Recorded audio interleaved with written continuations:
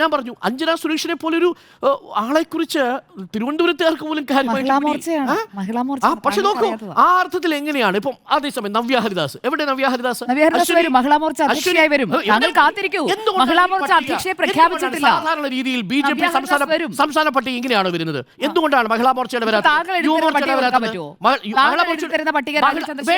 മഹിളാ മോർച്ചയുടെയും യുവമോർച്ചയുടെയും ഭാരവാഹികൾ എന്തുകൊണ്ട് ഈ പട്ടികയിൽ വന്നില്ല? അത് വരുമെന്നേ. വരും. എന്തുകൊണ്ട് വന്നില്ല? ഇതിപ്പോ ഘട്ടം ഘട്ടമായി പ്രഖ്യാപിച്ചു എന്നുകൊണ്ട് അവരാരും ഇല്ലാതാകുന്നില്ലല്ലോ.